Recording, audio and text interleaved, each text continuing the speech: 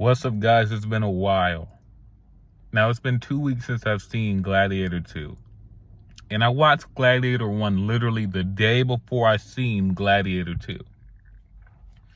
So, Gladiator 1 was well fresh in my mind. And thank God I didn't go into this without seeing Gladiator 1 and saying, fuck it, I know the cliff notes of what happened. Thank God I actually watched the whole movie. Because I tell you, when Gladiator 2 takes every opportunity it can to reference back to Gladiator 1, it does. This isn't like Top Gun Maverick where yeah, I watched Top Gun, but I really could have watched Top Gun Maverick and really not feel like I missed a lot. Other than Rooster's death, you really wouldn't have missed a whole lot. I hope I remember that character's name right, but that's a whole nother thing. But with Gladiator 2, you really needed to watch Gladiator 1. And the reason it really took me so long to get to reviewing is because Gladiator 2 is it's a gladiator movie. The action is not better than I want to say it's the same amount of action, but I could be wrong because it's been 2 weeks. The action isn't all that great. There's not a fight scene where I remember where I was man, they were cooking, And I hear Ridley Scott wants to make another one of these, and I'm thinking to myself, man, oh man, oh man, oh man. I really think if this movie had the original kid who played Lucius, I hope I'm saying that right. If they had the original kid, because when I'm watching Gladiator 1 and I'm seeing that kid and I'm seeing his fucking eyes, his eyes were they stand out. And you get to Paul Mescal and you see the kid, and you see the guy who played the kid actor is still an actor. He's grown up now. He's still an actor. He could have played this role.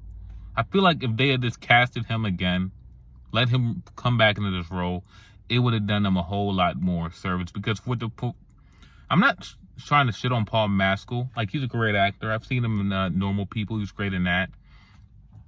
I didn't really finish that movie he did.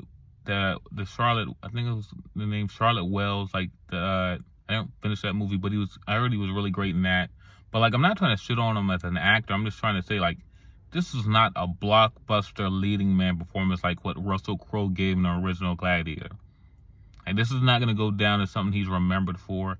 And I don't think he brought what it was needed. And I think if you just got the original kid, you probably would have got, hey, even if you got the same performance, people would have warmed up to it more because of it's the original kid, Denzel Washington is far and beyond the best thing about this movie. He comes to perform. I know some people are making they're saying, oh, he's doing a New York accent and a fucking no one's really doing accent. No one's really talking. Everyone's just talking normally.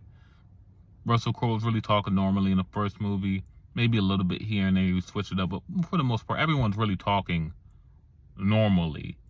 Maybe a little bit more theater-like, but for the most part, I feel like everyone's talking normally. No one's really doing a Greek or Roman. No one's really doing these big bombastic accents and shit, So I don't really think it didn't really bother me. But like I said, there's not a lot memorable about this movie. It's not a lot that they do well. You even heard when the cinematographers come out and say Ridley Scott doesn't shoot his movies the same anymore because he's trying to hurry up. And I get why he's trying to hurry up because he's old as shit. But you can see it the movie doesn't look as good as the first one does, So yeah, Gladiator 2, I'll give it a 6 out of 10. That's all the best I can give it. 6 out of 10. Nothing really memorable, nothing really that it really excels at.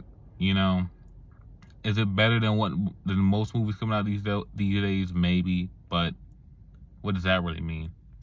I'm still going to show up for the Ridley Scott's next movie. Is this better than Napoleon? Yes, because it makes more sense than Napoleon. It's better paced than Napoleon. So yeah, you're going to compare it to what was that Ridley Scott's last movie, Napoleon? It's better than Napoleon. So he's still a serviceable director at his old age, But I just don't see the point of not only making this movie, but then they're going to make another one. And if he's going to keep doing them, this is another thing. It's if this was another director coming into what he did and they made a movie like this, it'll be a much bigger problem. Much bigger problem. But since it's his thing and he kind of put out a decent dud, it's okay. I can live with it. Everything he did in this movie, I can live with it because I know it's his thing and he's coming back and he wants to do it this way. And all the power to him to do it this way. But if this was anyone else who put this shit out here, it'd be a different story. So, Gladiator 2, 6 out of 10. Peace.